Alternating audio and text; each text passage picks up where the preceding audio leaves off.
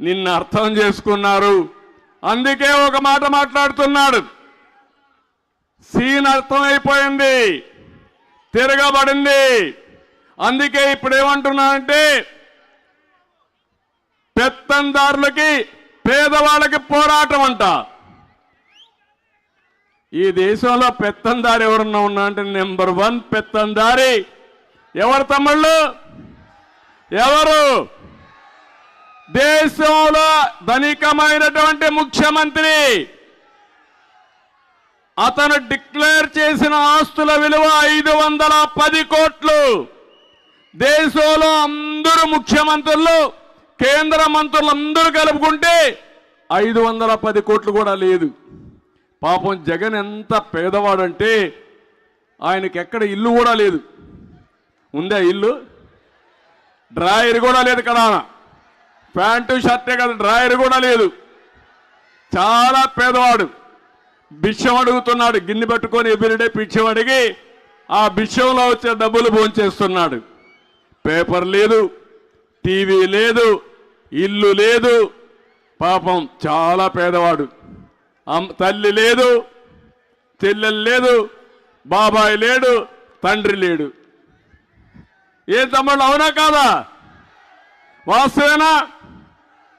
ఒకప్పుడు చెప్పాడంట మా నాన్న, లేకుంటే ఇలాంటి మాటలు చెప్పి తప్పులు వీళ్ళే చేసి ఆ నెపాలు వేరే వాళ్ళ మీద వేసే రకం వెళ్ళు. అందుకే ఇలాంటి వాళ్ళకి పరిపాలించే అర్హత లేదు. ఈరోజు మీరు చూడండి, ఎవరైనా మాట్లాడితే వాళ్ళ మీద పోలీసులు విరుచుకుపడిపోతారు, కేసు పెట్టేస్తారు.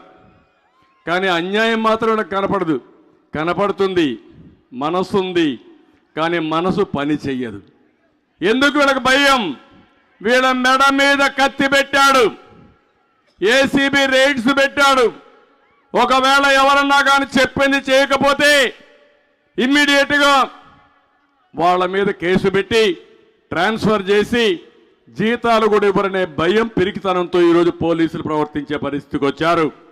ఏది ఏమైనా ఒకటే చెప్తున్నా, ఈరోజు కొత్త రాగం తీసుకున్నాడు. ఆ రాగం ఏంటంటే ఈయన మీద అందరిలో వ్యతిరేకత వచ్చింది. మాకు ఈ ముఖ్యమంత్రి వద్దని, జగన్ని మార్చాలని ప్రజలు నిర్ణయించుకున్నారు. అవునా కాదా అని మిమ్మల్ని అడుగుతున్నా. ఏపీ ఎయిడ్స్ జగన్ రాష్ట్రం అతను అసహించుకుంటా ఉంది. ఈ సమయంలో జగన్ అనుకుంటున్నాడు ఎమ్మెల్యేలు మార్చేస్తే తప్పంతా నా మీద కాకుండా వాళ్ళ మీద పోతుంది అనుకుంటున్నాడు. మీ కాకినాడలో 3 ఎమ్మెల్యేలు మార్చేశాడు, 7 మంది. అవునా కాదా? మార్చాడా లేదా?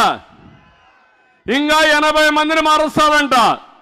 అంటే 80 సీట్లు గోయిందా గోయింద మనమే గెలిచాం. ఇంకా రాబోయే రోజుల్లో నువ్వేం గెలుస్తావు?